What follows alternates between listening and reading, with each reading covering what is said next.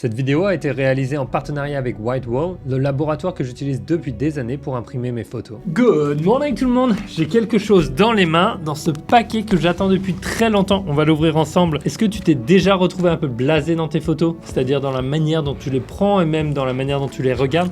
Parce que cela m'arrive à moi aussi, de me retrouver finalement dans une routine créative qui ne demande qu'une chose, c'est d'être chamboulé. Alors pourquoi? Simplement pour raviver la flamme créative qui est en moi, est en nous, j'ai envie de dire.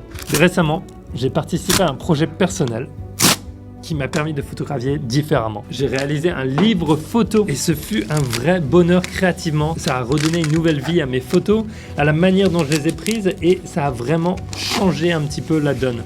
L'approche a été radicalement différente, j'ai envie de dire créativement, que ce soit sur le terrain ou à la maison lors de la création. Donc dans cette vidéo, j'ai envie de partager comment photographier et sélectionner ces photos pour créer un livre dont tu seras fier, tout le processus finalement. Assure-toi de regarder bien jusqu'à la fin pour éviter mes erreurs, parce qu'il s'avère que j'en ai fait pas mal. Donc on se retrouve tout de suite pour cet épisode.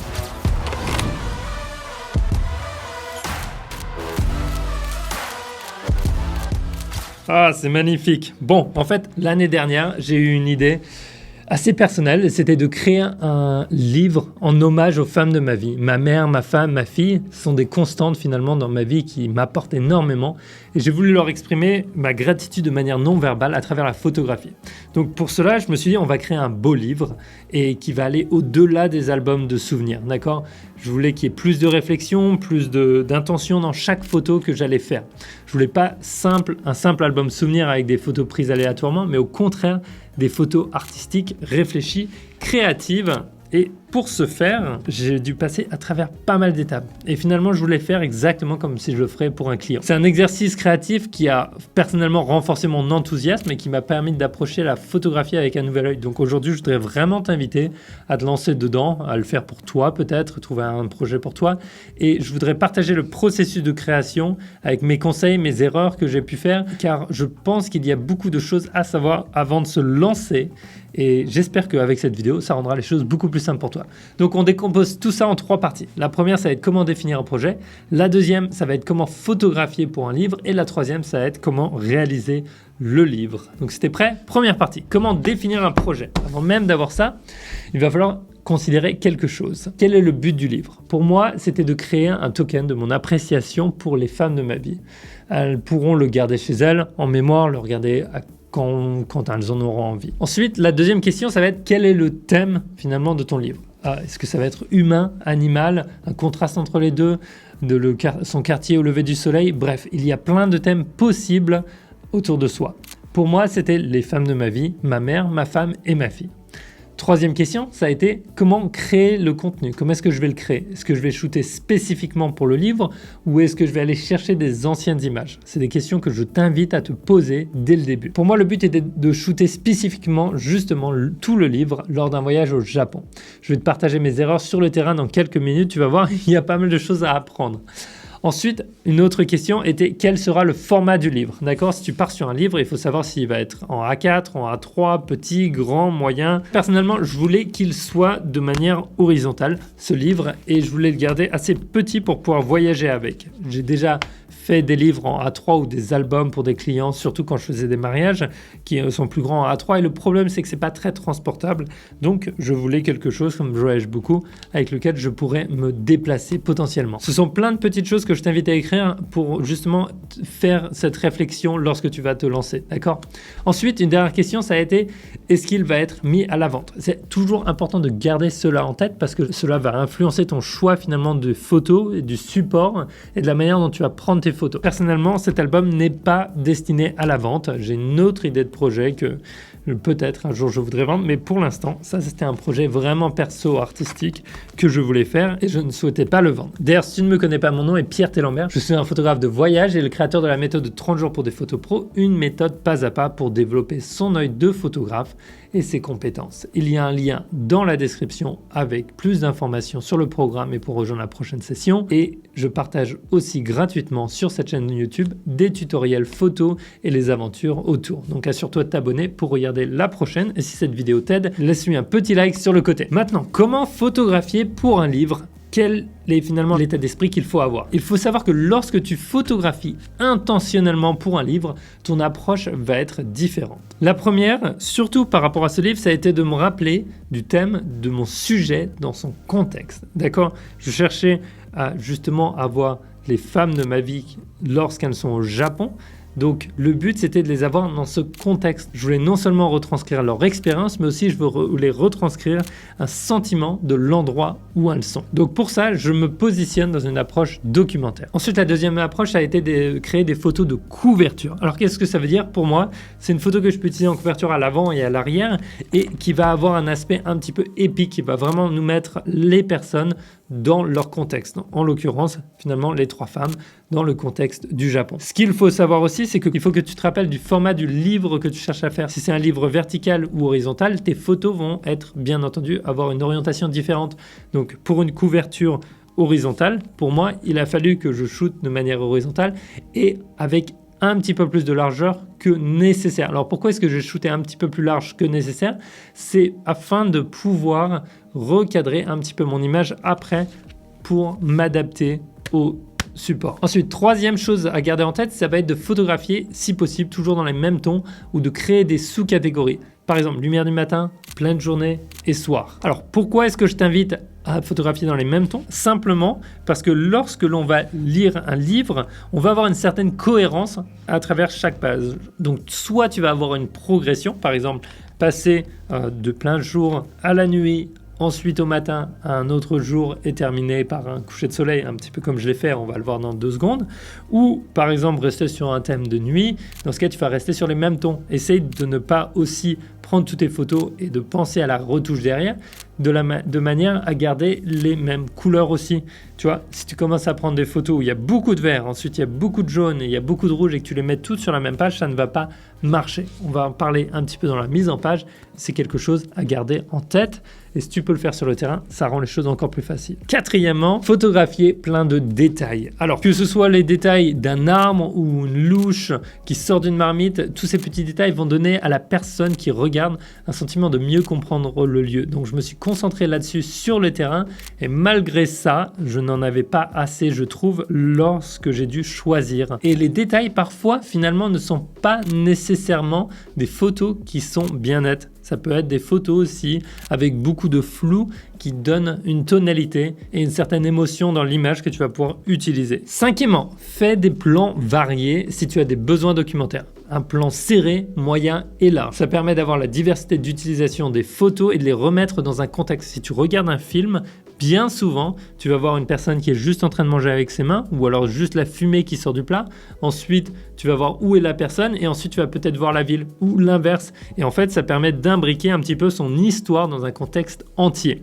Et je trouve que c'est extrêmement important, surtout si tu fais un livre et que tu veux faire passer un message au lecteur. Sixièmement, prends des photos non évidentes, c'est-à-dire qui ne montrent pas tes sujets de manière directe. Par exemple, au lieu de faire la mise au point sur le sujet, fais-le sur l'arrière-plan et laisse ton sujet en flou. Le lecteur saura qui c'est parce que c'est dans le thème et cela lui permettra de lire le paysage qui va dépeindre un petit peu le contexte plus précisément. Ce genre de photo ne marche pas toujours en solo, mais dans une série, je trouve que c'est absolument parfait. Et voici pour moi un exemple où finalement j'ai ma fille qui est floue ici et j'ai fait ma mise au point sur l'arrière-plan et non pas sur elle. C'est vraiment un moment qui est important, je trouve, dans la vie d'un photographe, c'est de savoir aussi faire passer une histoire sans la rendre trop évidente. Septième conseil, simplement ne change pas trop de style. D'accord ? Si tu retouches tes photos après, essaie de rester cohérent à travers toute ta série. Alors maintenant qu'on a fini de photographier, parlons un petit peu de la création du livre. Troisième partie, comment le réaliser. La première étape de la réalisation, ça va être la sélection de ces photos. Je le fais après avoir retouché ma série afin d'avoir une cohérence de style dans mes retouches. Certaines photos rentrent très bien dans un livre car elles ont du contexte mais ne rendraient pas bien en solo. Donc n'hésite pas à en choisir un petit peu plus que nécessaire lorsque tu fais ta sélection pour avoir plus de variantes lorsque tu vas arriver dans la création du livre. Techniquement parlant, j'ai utilisé le logiciel de mise en page de Whitewall. Tu peux le télécharger ou même le faire en ligne. Je vais te montrer le choix des photos que j'ai fait et à la fin, les choses importantes à garder en tête lorsque tu vas créer le tien. Bon, la première chose à savoir, c'est que pour ta sélection de photos, il vaut mieux en prendre plus que pas assez. Moi, j'en ai pris pas mal. Je suis même retourné dans des photos que j'avais prises quelques années auparavant pour des besoins très particuliers. Alors pourquoi ? Simplement parce que, par exemple, il me manquait à cause de la météo ou quoi que ce soit, d'une photo avec, par exemple, ça peut être l'ambiance de Tokyo la nuit ou d'autres aspects comme ça, par exemple la voiture.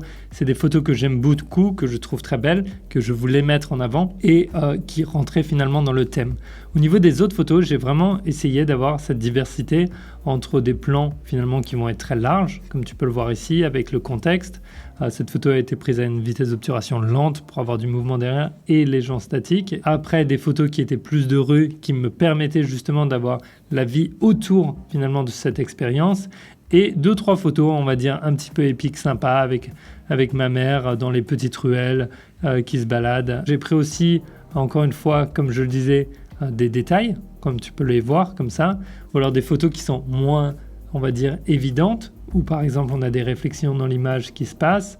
En parlant de détails, regarde, j'ai aussi pris par exemple juste les feuilles, juste la petite lampe, et aussi je me suis amusé à prendre des photos d'un point de vue complètement différent. Par exemple, on était dans cette maison de thé, très sympa, tout le monde avait été en train de manger, du coup moi je suis sorti et je suis allé prendre une photo depuis l'extérieur vers l'intérieur. Ce sont des photos qui pour moi ajoutent énormément de contexte et rajoutent à notre histoire, d'accord ? Maintenant que j'ai ma sélection de photos, je fais un export simple de mes photos en JPEG à la meilleure résolution que je peux et je vais dans mon logiciel Whitewall et j'ai choisi le format exhibition A4 paysage, type de papier. Alors, c'est là que j'ai fait une erreur, j'en ai fait 2 et clairement j'ai une préférence. J'en ai fait un où finalement on voit les plis, c'est-à-dire que lorsque tu ouvres le livre, eh ben, tu as le pli au milieu et j'en ai fait un autre où c'est ce qu'on appelle un lay flat design, c'est-à-dire que les pages arrivent à plat complètement. D'accord ? Donc j'en ai fait un avec un jet d'encre mat satiné normal et j'en ai fait un avec un jet d'encre, un papier photo mat satiné. Et personnellement, je trouve que c'est ce que je préfère.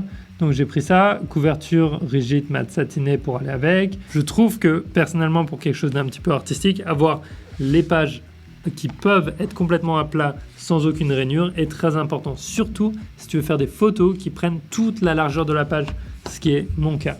Alors que sur l'autre, je trouve que les photos qui font la largeur de la page sont un petit peu plus difficiles à lire. Ça marche bien, mais je trouve ça un petit peu dommage de ne pas les avoir complètement à plat. Voilà, c'est un choix créatif à faire. Encore une fois, il y a beaucoup de choix à faire lorsque tu crées un livre. Je trouve que c'est un petit peu ça qui, des fois, waouh, mais ne te complique pas trop la vie. Maintenant, à savoir, je t'ai parlé de la photo de couverture, d'accord ? J'avais plusieurs options pour ma photo de couverture et je pense que c'était ça qu'il y avait de plus difficile à choisir. C'est quelle photo de couverture ? Donc en fait, pour mon verso, j'ai pris cette photo où finalement les trois filles et femmes sont de dos avec le train en mouvement. Je trouve ça très bien. Et pour la photo à l'avant, j'ai pris une photo en fait qui était en verticale. Et c'est une photo que je savais, j'ai pris en haute résolution, que je voulais aussi utiliser en paysage. Mais je l'ai prise en verticale parce que la rue s'y présentait mieux. Mais au final, je trouve que c'est celle qui était la plus importante, la plus intéressante pour moi pour la couverture. J'avais d'autres options, mais un petit peu moins impactantes d'une certaine manière. Ensuite, après, c'est à toi. Moi, j'ai mis un petit message sympa, j'ai mis une petite carte, et voilà. Et ensuite, je suis allé me faire toutes les mises en page une par une. Et en fait, tu as des mises en page qui sont plus semi-automatiques. C'est très pratique, ça m'a permis d'aller vite. Ce que j'aime bien, c'est avoir des photos toutes larges d'un coup. Et encore une fois, ça nous permet vraiment d'avoir l'aspect un petit peu artistique des photos ressortir. D'accord ? Est-ce que je ferais ça sur toutes les pages ? Non, mais je trouve que dans ce contexte, c'est vraiment très bien fait. Maintenant, dans l'utilisation de ces photos de détail que je t'ai montrées, d'accord, de ces différents angles. Alors, voici une photo en double page. On se retrouve avec l'ambiance. On est passé de Tokyo à Kyoto, d'accord ? On prend le train finalement. Et là, on arrive à Kyoto, maison de thé. Je prends une photo de tout le monde à l'intérieur à travers la fenêtre, ça me permet d'avoir un aspect extérieur, puis une photo à l'intérieur qui me permet d'avoir un aspect intérieur, comme si on est présent, de voir un petit peu ce qu'elle mange, tu vois, comme tu peux le voir ici et ici, et ensuite de finalement prendre des photos du lieu aux alentours, avec aussi, encore une fois, avec un petit détail avec les mains. Je trouve que c'est ce genre d'agencement de photos qui te permet vraiment d'avoir une histoire un petit peu complexe. Et ensuite, on passe à autre chose, à un moment différent, etc. Pareil pour la maison de thé, avec une cérémonie pour le thé. On avait les 3 femmes qui préparaient. D'ailleurs, petit clin d'œil, c'est aux 3 femmes de ma vie et il y a 3 femmes pour la cérémonie. Et ensuite, je vais avoir la photo de détail avec la louche et la photo avec juste la personne qui prépare le matcha et le lieu sans personne. Voilà un petit peu comment j'essaie d'agencer les choses. Maintenant, une fois que j'ai tout terminé, que j'ai choisi toutes mes photos, c'était un petit peu ça ce qui avait le plus difficile, c'était de choisir où on va mettre les photos, etc. Bon, maintenant, une fois que tout ça c'est terminé, tu n'as plus qu'à envoyer la commande chez Whitewall et recevoir ton album. La qualité est au top et personnellement, voilà comment j'ai approché le projet et les choses que je pense qu'il faut garder en tête. Plus ton projet est précis et plus ce sera facile pour toi. Maintenant, n'oublie pas de récupérer ma fiche de réglage gratuite dans la description et si tu veux savoir comment je règle mon appareil, regarde cette vidéo et comment réussir ta mise au point, regarde celle-là. Maintenant, sors, va prendre des photos et c'est quelque chose de nouveau et c'est quelque chose de différent. Je te retrouve dans le prochain. Ciao.